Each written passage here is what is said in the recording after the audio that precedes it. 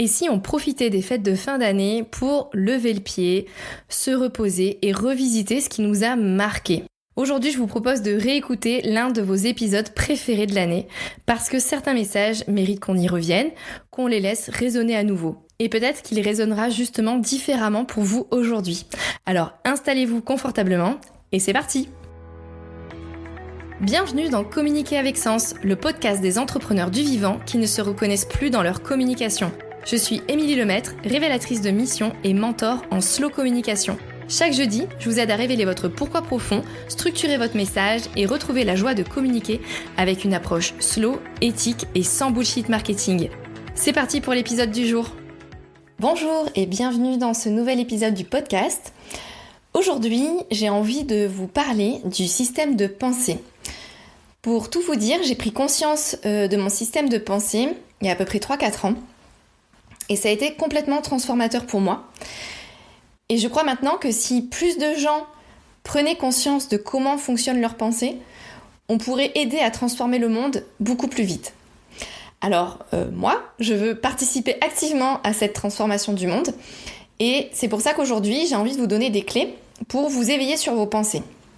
Alors déjà, qu'est-ce que c'est un système de pensée ? Un système de pensée, en fait, c'est l'ensemble de vos pensées, croyances, attitudes et schémas mentaux qui influencent votre perception et vos réactions. Ce qui peut façonner votre système de pensée, c'est votre éducation familiale, vos expériences personnelles, les médias, votre culture, etc. En fait, tous les éléments avec lesquels vous êtes en interaction depuis votre plus petite enfance. Et même parfois, ça date de bien avant, quand vous étiez dans le ventre de votre maman, ou même encore parfois, ce sont des schémas intergénérationnels qui se reproduisent. Et donc ce système de pensée agit comme un filtre à travers lequel chacun perçoit le monde. Et donc on se rend bien compte que finalement, chaque être humain a une perception du monde différente de par son vécu, qui est forcément différent d'individu à individu. Et c'est aussi le cas pour une fratrie qui peut avoir été élevée exactement dans les mêmes conditions. Les croyances ne seront pas du tout les mêmes puisque chaque individu finalement prend ce qui décide de lui appartenir à l'instant T. Et donc 2 enfants élevés de la même manière auront à l'âge adulte 2 perceptions du monde différentes et des croyances et des peurs différentes aussi.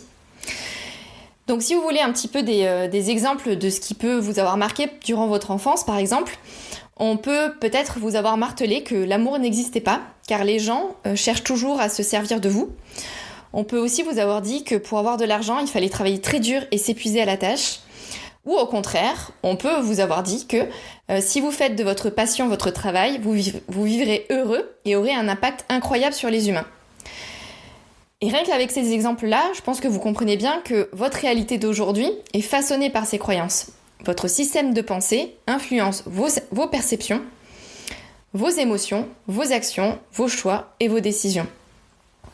Et donc prendre conscience de son système de pensée, c'est se donner la chance en fait de mieux comprendre nos réactions et de travailler sur notre développement personnel pour faciliter le changement dans nos vies et pour se permettre en fait d'être beaucoup plus heureux et alignés avec nos choix de vie. Parce que finalement, un système de pensée négatif peut entraîner du stress, de l'anxiété et des comportements autosaboteurs, alors qu'un système de pensée positif peut favoriser le bien-être mental et émotionnel. Et donc, cultiver un système de pensée constructif peut conduire à une vie plus épanouissante et avec un impact important sur vous et sur les autres. Alors, comment transformer son système de pensée ? Déjà, ce qui est important, c'est de savoir reconnaître les schémas de pensée limitantes et les croyances auto-limitantes. Et c'est parfois la partie la plus délicate et la plus difficile, puisque on n'a pas toujours conscience des pensées qui nous entravent, car elles peuvent être automatiques et profondément enracinées. Par exemple, c'est le cas donc des schémas intergénérationnels qui se répètent de génération en génération, ou des profonds traumas qui ont mis le cerveau en mode protection et qui nous empêchent en fait de comprendre pourquoi on réagit toujours de cette manière, ou en tout cas d'avoir conscience qu'on est dans une réaction et pas dans une conscience de nos actes. Par contre, là où on peut avoir un début d'action, c'est de prendre conscience qu'on peut avoir tendance à reproduire toujours les mêmes schémas. Par exemple, on rate toujours ses entretiens d'embauche, on tombe toujours sur les mêmes profils d'amoureux, on prend toujours plus de responsabilités au travail car on ne sait pas dire non. Au départ, on va pas savoir pourquoi on réagit toujours comme ça et on va pas savoir à quel élément dans notre vie ou à quels éléments ce schéma est rattaché. Par contre, on peut déjà se rendre compte qu'on est dans un schéma. Et donc, ce sont ces schémas-là, finalement, quand on a conscience qu'ils existent dans nos vies, on peut commencer à faire le travail de savoir quelles sont les pensées limitantes qui sont rattachées à ces schémas et qui, du coup, entravent notre croissance personnelle. Et donc là, c'est vraiment le point de départ de tout ce travail sur le système des pensées et c'est là où vous commencez à mettre le doigt sur quelque chose qui va vraiment enrichir votre vie. C'est que vous pouvez commencer à avoir conscience donc des schémas que vous reproduisez. Et donc là, c'est hyper important de prendre le temps. Et donc même si vous voulez, vous pouvez faire pause sur ce podcast parce que c'est maintenant que vous pouvez agir. C'est toujours ce qu'on dit, le meilleur moment pour agir, c'était hier et le second meilleur moment, c'est maintenant. Donc vous pouvez déjà faire ça. Prenez le temps de noter tout ce que vous avez envie de changer dans votre vie. Donc ça, c'est la première partie. Et surtout, prenez le temps de noter pourquoi, jusqu'à présent, vous n'avez rien changé. Parce qu'il y a toujours un bénéfice à rester dans sa situation présente, même si elle nous contraint, même si elle nous convient plus, même si on a envie d'autre chose. Et quand vous avez mis, finalement, en surbrillance les bénéfices qui vous poussent à rester dans votre situation, c'est là où vous mettez en avant les croyances auto-limitantes qui vous bloquent dans la transformation de votre vie. Et donc, par exemple, si on reprend les schémas que je vous ai donnés en exemple, si on prend toujours plus de responsabilités au travail, ça peut être qu'en fait, on a peur d'être rejeté. Donc voilà, c'est vraiment important de pouvoir faire ce premier travail-là parce que c'est vraiment le point de départ qui vous permettra de commencer à prendre conscience de vos pensées. Et donc, une fois que on a pris conscience que son système de pensée pouvait être limitant, à ce moment-là, il est temps de se mettre en action. Alors, on peut avoir tendance de croire qu'on peut se sortir de tous ces schémas-là seul. La réalité, c'est que oui, ça peut être possible, mais c'est bien plus long. Et souvent, lorsqu'on décortique une pensée négative, en fait, on se rend compte que d'autres pensées sont aussi rattachées à ça. Et donc, je pense que c'est hyper important d'être accompagné par des thérapeutes ou des coachs pendant ce moment-là. C'est très précieux et c'est très soutenant. D'autant plus parce qu'en fait, toute la phase de déconstruction des croyances peut être très inconfortable à vivre parce qu'on abandonne ce qu'on connaît déjà, mais on ne sait pas encore ce qui nous attend. Et donc, il y a toute une phase qui est un peu comme si on était assis sur rien, ou alors sur un petit bout du passé et un petit bout du futur, et ça peut être très très inconfortable. Donc je pense que c'est hyper important de se faire accompagner. Moi-même, je me suis fait accompagner par une coach. J'ai beaucoup réfléchi parce que c'était un budget et parce que je savais pas trop si ça allait avoir un impact positif pour moi. Et je regrette pas du tout. Alors c'est vrai que moi, en plus, pour ma part, j'ai pas eu d'effet vraiment véritable au moment du coaching qui a duré 3 mois. Mais moi, finalement, les effets se sont fait ressentir plusieurs semaines, voire plusieurs mois après. Et donc le changement a été incroyable. Et en parallèle, en plus du coaching, ce que j'ai fait moi, c'est que je me suis fait soutenir aussi par une sophrologue qui m'a permis vraiment de m'aider à gérer mes émotions. Parce qu'en fait, en enlevant petit à petit, moi, toutes les couches de mes croyances limitantes et de mes processus d'auto-sabotage, ça a enlevé comme ma carapace émotionnelle. Et du coup, je me retrouvais complètement à fleur de peau. J'étais dans un état de stress, d'anxiété, de flot d'émotions. Mais je pense qu'en fait, c'était des émotions que je me refusais de vivre. Et donc, tout est ressorti d'un coup. Et ça a été une période vraiment très, très difficile. Et en même temps, ça a été une période maintenant que je remercie parce qu'elle m'a permise de mettre aussi vraiment le doigt sur vraiment ce qui ne me convenait plus dans ma vie, sur la manière dont je voyais ma façon de travailler. Et ça m'a vraiment permis de me mettre en action sur un chemin bien plus aligné pour moi. Et donc ça a été vraiment une transformation incroyable. Mais voilà, j'ai envie aussi de vous dire que c'est un chemin qui demande aussi beaucoup de courage, de pouvoir affronter toutes ces peurs. Et parfois, justement, on peut manquer de courage et on reste à sa place parce qu'on se dit finalement là où on est, c'est pas trop mal. Mais quand on a un peu de courage et qu'on ose regarder dans ses rétroviseurs ou qu'on ose regarder dans ses angles morts, on se rend compte que ce qu'il y a après, c'est encore plus beau. Donc je vous invite vraiment à prendre ce courage-là et à oser aller regarder ce qui se passe du côté de vos croyances et vous verrez que la vie sera beaucoup plus belle après. Là où j'aimerais aussi vous donner un petit point de vigilance, c'est par rapport à votre entourage. À prendre conscience finalement de quelles sont les personnes soutenantes dans votre entourage et celles qui vont avoir tendance un petit peu à vous enfoncer, pas parce qu'elles ont envie de vous enfoncer et qu'elles ont vraiment conscience qu'elles vous enfoncent, parce que c'est plutôt par amour et par protection qu'elles sont comme ça avec vous. Mais souvent en fait on est le miroir de nos propres peurs et croyances, ce qui fait que, par exemple, si vous avez envie de changer si vous avez envie de changer d'activité et que vous avez envie de vous mettre à votre compte, ben vous allez avoir certaines personnes qui vont être super contentes pour vous, enjouées, enthousiastes, qui vont avoir hâte de suivre vos aventures, et puis d'autres qui vont vous dire « Ouh là là, mais non mais ça va pas du tout, tu te rends compte les risques que tu prends, la conjoncture elle est pas du tout bonne pour entreprendre, puis pourquoi tu veux changer de vie alors que finalement t'es bien dans ce que tu fais actuellement, tu gagnes bien ta vie, t'es à l'abri des soucis ». Et c'est ces personnes-là qui vont essayer finalement de vous retenir au changement, qui ont, elles, de leur côté, des choses à gérer.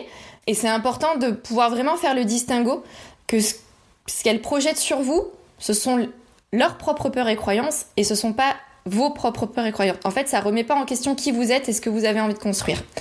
Mais ça, c'est aussi un travail de tous les jours, mais je pense qu'à partir du moment où on met le doigt sur justement le système de pensée et qu'on commence à comprendre comment tout fonctionne et qu'on devient vraiment conscient de nos propres pensées, on arrive vraiment à prendre du recul sur toutes les personnes qui nous entourent et à voir aussi du coup les schémas qui se créent tout autour de nous et à comprendre pourquoi certaines personnes maintenant réagissent comme ça. Et donc ça aide vraiment à prendre du recul et c'est hyper intéressant et ça nous enrichit aussi beaucoup humainement parlant. Et je pense que en fait une fois qu'on a mis le nez dans le système de pensée et dans la façon dont tout fonctionne, ça devient une habitude, un besoin de continuer à travailler sur soi pour continuer à s'éveiller et à grandir. Puis surtout, on se rend compte qu'à chaque fois qu'on a enlevé une pelure, enlevé une couche d'oignon, il y a encore autre chose à déconstruire. Et puis au fur et à mesure que nous, on grandit aussi en tant qu'humain dans sa vie personnelle ou professionnelle, on se rend compte qu'il y a aussi encore des choses à déconstruire. Et c'est là où c'est hyper intéressant et c'est là où ça devient hyper fort comme expérience de vie. Ça enrichit énormément la vie. Et puis ce que je pense aussi, c'est finalement qu'en se servant soi-même, on sert aussi les autres.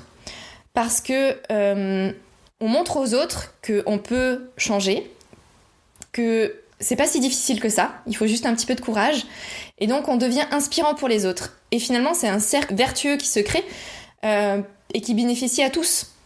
Et donc il y a zéro raison finalement de ne pas prendre un petit peu de courage pour pouvoir transformer son système de pensée. Et puis pour finir sur cet épisode,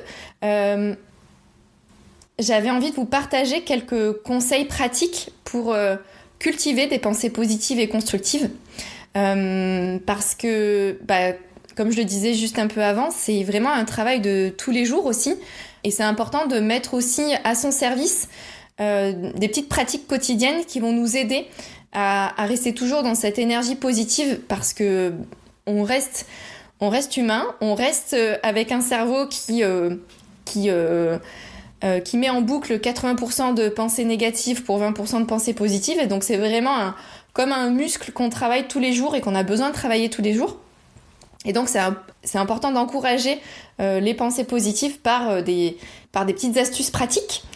Alors déjà, le premier point, c'est de s'observer, d'observer ses pensées pour identifier toutes les pensées négatives qu'on peut avoir dans la journée et prendre conscience qu'elles ne sont pas vraies et du coup essayer de les reformuler par des pensées positives. Ce qui est important aussi, c'est quand on est face à des obstacles, à des défis qui sont sur notre chemin de vie, c'est d'accueillir les émotions négatives qu'on ressent sur le moment et qui sont normales. Et c'est vraiment important de les accueillir puisque sinon ça fait vraiment soupape et cocotte minute qui explose à un moment donné. Et donc une fois qu'on a accueilli ces émotions-là, c'est se dire que après cet obstacle-là, il y aura forcément du positif. En fait, dans chaque étape forte de la vie, il y a toujours quelque chose à retirer de positif. Et donc c'est vraiment se raccrocher à cette façon-là de penser et puis d'être toujours en recherche de solutions. Parce que quand on est en recherche de solutions, on est en action. Et c'est l'action qui nous aide à travailler sur nous, c'est l'action qui nous aide à prendre confiance en nous, qui nous aide à améliorer notre estime de soi et qui du coup nous aide à garder le cap et à garder la pensée positive. Donc c'est vraiment important d'avoir ce schéma-là aussi de comment on gère les situations un petit peu plus délicates dans la vie. Et puis, si parfois on sent vraiment qu'on est débordé par ces émotions, pour aider à les accueillir et maintenir un état d'esprit sain et équilibré, on peut avoir recours à plein de petites méthodes de gestion émotionnelle. Donc, je peux vous citer notamment l'EFT, qui est une technique de tapotement au niveau des zones du visage et du haut du corps. À chaque fois qu'on tapote, en fait, ça tapote sur des points d'acupression. Et en même temps qu'on tapote, on récite des phrases qui viennent nous aider à ancrer des émotions positives et des pensées positives pour se libérer des schémas émotionnels un petit peu douloureux. Donc ça, c'est très intéressant comme technique. Si vous ne savez pas du coup comment vous y prendre, il y a pas mal de vidéos sur YouTube de personnes qui vous partagent des schémas EFT. Sur Instagram aussi, on en trouve pas mal. Et puis sinon, vous avez des thérapeutes qui sont spécialisés EFT. Donc ça peut être aussi intéressant de vous rapprocher d'eux pour avoir des séances qui correspondent vraiment à ce que vous avez besoin de travailler. Comme autre technique, je peux vous parler aussi de la respiration et de la méditation. Ça, c'est vraiment incroyable. Comme les méthodes de respiration profonde et la méditation permettent de s'ancrer et de se recentrer et de se libérer de manière assez puissante de toutes les émotions négatives qu'on peut avoir et de tout ce qui est stress, anxiété. Moi, j'utilise beaucoup l'application Petit Bambou et je vous encourage à découvrir cette application. Je sais qu'il y en a plein d'autres qui existent maintenant, mais en tout cas, moi, celle-là, c'est vraiment ma chouchou. Et puis, ce que je voulais vous partager comme autre astuce pour réduire vos émotions négatives ou votre stress et améliorer votre humeur, bien sûr, c'est l'activité physique régulière. Je pense même qu'au-delà de régulière, c'est vraiment quotidienne. Pour tout vous dire, donc moi, je suis quelqu'un qui pratique quand même du sport depuis que je suis toute jeune. Et je sais en plus maintenant, en vieillissant, que c'est encore plus important. Et que je n'ai pas le choix, moi, pour ma santé physique, en tout cas, de faire du sport parce que j'ai eu un accident de ski quand j'étais jeune et ce qui fait que j'ai des genoux assez fragiles et j'ai besoin de rester musclée et en forme pour déjà pas prendre de poids et respecter mes genoux et puis du coup rester bien musclée pour soutenir mes genoux qui sont parfois un peu plus faibles. Et au-delà de ça, ce que j'ai mis en place depuis début janvier, c'est d'aller marcher 30 minutes tous les jours. Je pensais pas que j'étais capable de faire ça parce que j'arrivais pas à trouver de temps, puis parce que je me disais, j'ai déjà l'année dernière fait de la place pour le piano, donc je fais déjà 30 minutes de piano par jour, et je me disais comment je peux rajouter encore 30 minutes de marche à tout ce que je fais déjà dans la journée. J'ai réussi. En fait, c'est simple, une fois qu'on coupe toutes les distractions qui sont les réseaux sociaux ou les séries en streaming, on se rend compte qu'on a énormément de temps. Et donc voilà, je vais marcher tous les jours et je me rends compte à quel point ça sert mon énergie, ça sert mon corps et puis ça sert toutes mes émotions. Je me sens beaucoup plus relaxée et sereine depuis que j'ai mis en place cette pratique. Et puis au-delà de ça, quand j'ai des moments vraiment très anxieux, parce que j'ai un profil quand même de base assez anxieux, je me rends compte que j'ai plus de facilité à gérer cette anxiété depuis que je vais marcher tous les jours. Parce qu'en même temps, ça me permet aussi de me reconnecter à la nature, puisque je prends des passages un petit peu plus au bord d'une forêt ou au bord de l'eau, et c'est vraiment très soutenant comme pratique quotidienne. Bien sûr, au-delà de ça, vous pouvez aussi vous servir de tout ce qui est naturopathie et fleurs de Bach notamment. C'est très très soutenant aussi. Et puis le dernier point que je voulais vous partager, c'est la pratique de la gratitude, mais de manière écrite. Parce qu'on peut toujours avoir tendance à se dire « Oh là là, ça a été incroyable cette journée, il a fait beau, etc. » Mais l'écrire, ça ancre vraiment. L'écriture a vraiment une force presque magique sur le cerveau et sur les pensées. Et écrire, ouais, ça ancre au plus profond de soi-même les choses. Et je pense que vous pouvez peut-être aussi faire le test sur une semaine. Si vous avez l'habitude de gérer votre to-do sur votre ordinateur ou via votre calendrier sur Google ou autre outil informatisé, prenez le temps pendant une semaine d'écrire le matin tout ce que vous avez envie de faire et besoin de faire dans la journée sur un carnet. Et vous verrez que vous serez beaucoup plus efficace en ayant juste pris cet engagement avec vous d'avoir noté sur un cahier. Pour tout vous dire, dans les journées où je me sens un peu dépassée par tout ce que j'ai à faire, où j'arrive plus trop à prioriser, je prends 5 à 10 minutes pour écrire vraiment les choses importantes qui sont à faire dans la journée. Et bien à tous les coups, j'arrive à la fin de tout ce que j'avais prévu de faire à la fin de ma journée. Et donc c'est vraiment incroyable, je vous invite vraiment à essayer. Et donc c'est le même système du coup pour la gratitude. Donc la gratitude, qu'est-ce que c'est ? En fait, c'est avoir conscience de tout ce qu'on a déjà dans nos vies et remercier chaque jour le fait d'avoir autant de choses. C'est pas forcément des choses exceptionnelles. Ça peut être par exemple quelqu'un nous a souri dans la rue. J'ai vu une fleur superbe dans mon jardin. J'ai un client qui m'a remercié. Voilà, ça peut être des choses en fait du quotidien, mais qui sont tellement devenues finalement des habitudes quotidiennes ou des actions qu'on fait quotidiennement qu'on se rend plus compte à quel point c'est positif et à quel point on peut se remercier d'avoir déjà la vie qu'on a. Et ça permet vraiment de s'ancrer aussi dans le présent. Donc voilà, la pratique de la gratitude, c'est top. Alors vous pouvez soit la faire le matin, en fait, prendre 5 minutes pour noter un petit peu toutes les choses pour lesquelles vous remerciez la vie de ce qui s'est passé la veille, ou alors vous pouvez le faire le soir pour faire le point sur votre journée. Et vous verrez que ça change déjà plein de choses dans votre vie. Voilà, c'est la fin de cet épisode. J'avais plein de choses à vous partager aujourd'hui et je suis super contente d'avoir fait cet épisode parce que vraiment, prendre conscience de mon système de pensée, ça a transformé ma vie et ça va la transformer encore dans le futur. Et je sais que maintenant, je peux choisir de me créer un système de pensée qui est soutenant et qui me permettra d'agir tous les jours sur le chemin qui est vraiment le plus aligné à mon cœur et qui me permet du coup d'avoir une action et un impact hyper important sur les gens qui me sont proches et puis sur le monde en général. Et je vous invite du coup à être curieux de la manière dont vous pensez et à prendre un petit peu de courage pour vous autoriser à mettre le nez dedans, et vous verrez que la transformation sera incroyable et que vous n'arriverez plus à lâcher tout ce développement personnel qui apporte tellement et qui est tellement enrichissant pour nos vies. Je vous dis un grand merci pour votre écoute et je vous retrouverai avec plaisir dans un prochain épisode. À bientôt!